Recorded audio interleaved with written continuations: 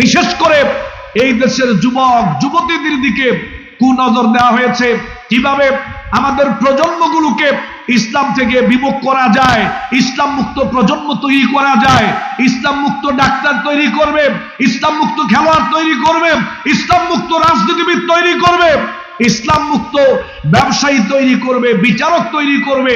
আমাদের প্রজন্মগুলো যাতে ইসলামের সাথে কোনো সম্পর্ক না থাকে, আলেম ওলামাদের সাথে সম্পর্ক না থাকে, মসজিদের সাথে সম্পর্ক না থাকে, মাদ্রাসার সাথে সম্পর্ক না থাকে, এমন একটা প্রজন্ম তৈরি করার জন্য ইতিমধ্যে দেশে বিদেশে ষড়যন্ত্র আছে না নাই? বলেন আছে না নাই?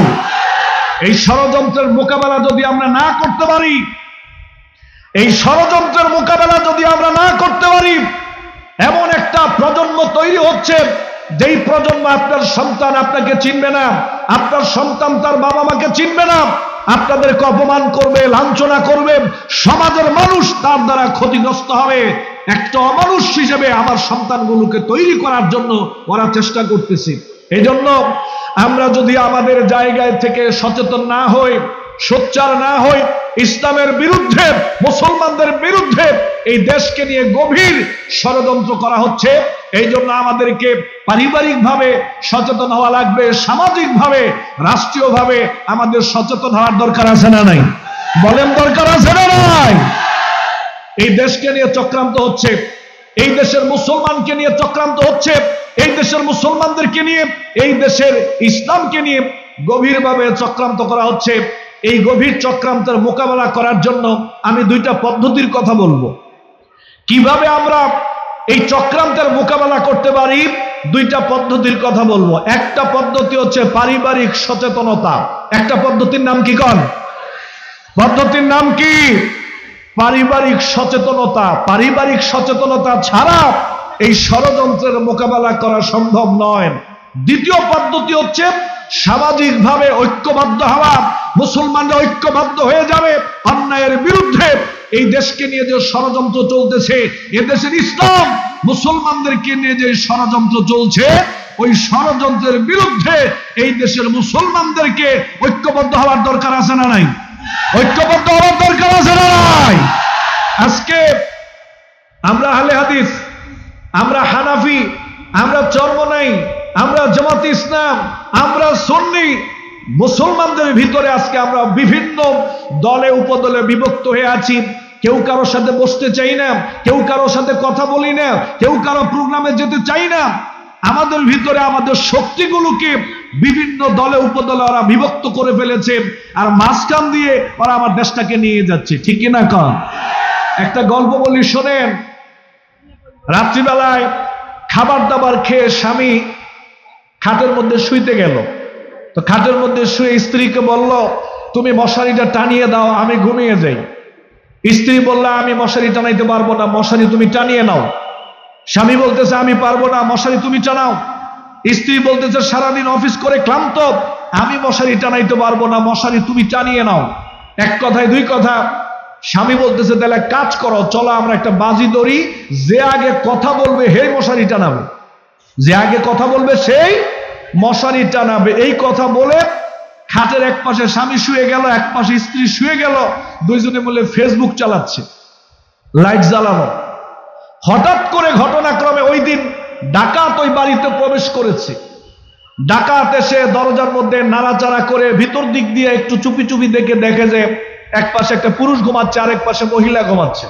স্বামী এটা বুঝতে পারছে যে সম্ভবত কোনো চোর বা ডাকাত ঘরের ভিতরে ঢোকার চেষ্টা করতেছে। আবার মাথার মধ্যে চিন্তা ঢুকছে, যদি কথা কই তাহলে তো মশারি টানাইতে হইব।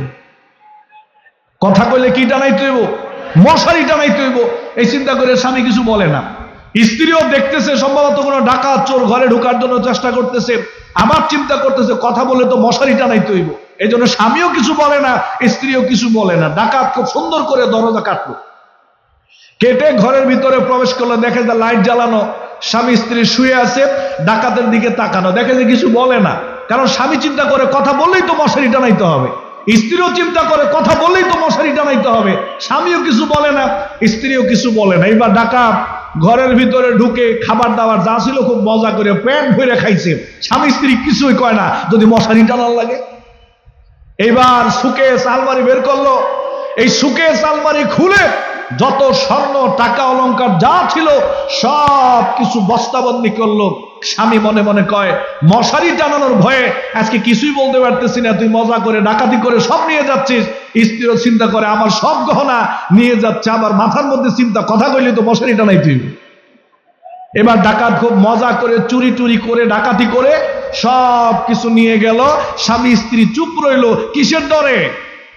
কিসের ভয়ে? মশারি টানানোর ভয়ে। স্বামী স্ত্রী মশারি টানানোর ভয়ে চুপ করে ঘরের ভিতরে স্বর্ণ অলংকার যা ছিল সবকিছু দিয়ে দিছে। আজকে বাংলাদেশে আমরা আহলে হাদিস, আমরা হানাফি, আমরা তাবলীগ, আমরা চরমনাই, আমরা জামাত ইসলাম, আমরা সুন্নি, আমরা সবাইকে নিয়ে ব্যস্ত। দেশ নিয়ে, এই দেশের অবস্থা নিয়ে, মুসলমানদেরকে নিয়ে কেউ কোনো কথা বলি না। সবাই সবারটা নিয়ে ব্যস্ত, সবাই সবার প্রোগ্রাম নিয়ে ব্যস্ত, সবাই সবার দরবার নিয়ে ব্যস্ত, সবাই সবার পদবি নিয়ে ব্যস্ত। আমরা কেউ কোনো কথা বলি না মশারি টানানোর ভয়ে। ঠিক কিনা কর? এই দেশ নিয়ে কেউ কথা বলে না। এই জন্য ভিন দেশ থেকে এখন আমাদের দেশের দিকে সুনজর পড়েছে। ওরা আমাদের শিক্ষা ব্যবস্থায় হাত দিয়েছে, ওরা আমাদের কচিকাঁচা সোনামণিদের ব্রেনে হাত দিয়েছে, ওরা আমাদের দেশকে নিয়ে যাচ্ছে।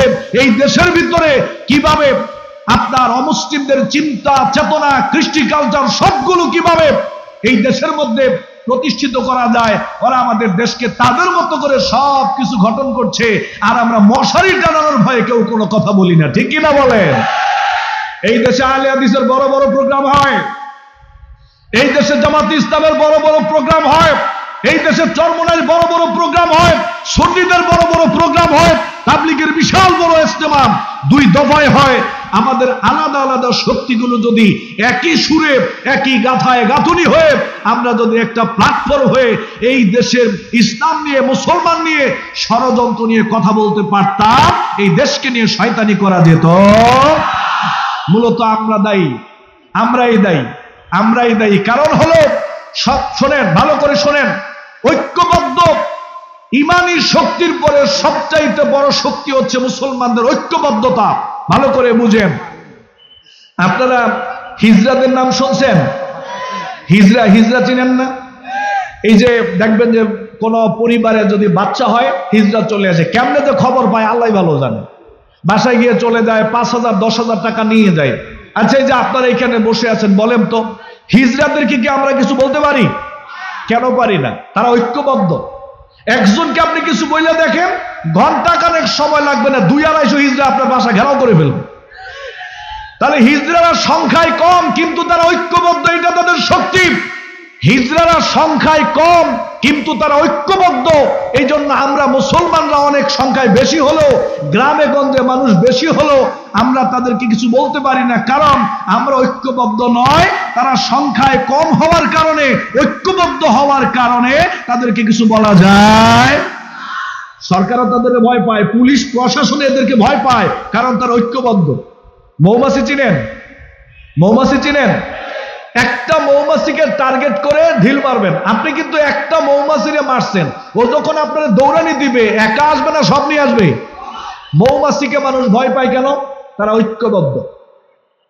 আজকে আমাদের দেশের মুসলমান, আমরা যদি ইসলামের পক্ষে, ইসলামের বিপক্ষে, মুসলমানদের পক্ষে, দেশের ষড়যন্ত্রের বিপক্ষে ঐক্যবদ্ধ হয়ে যদি আমরা কথা বলতে পারতাম, ঐক্যবদ্ধ হইতে পারতাম, এই দেশের ইসলাম নিয়ে মানুষ শয়তানি করতে পারত। আজকে আমাদের দেশের ইসলাম নিয়ে গভীর ষড়যন্ত্র করা হচ্ছে।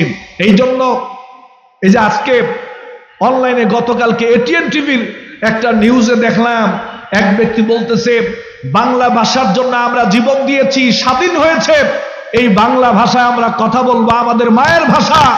আজকে এমন একটা প্রজন্ম তৈরি হচ্ছে, এদেরকে যদি জিজ্ঞাসা করা হয়, বাবা কেমন আছো, তখন তারা বলে আলহামদুলিল্লাহ ভালো আছি।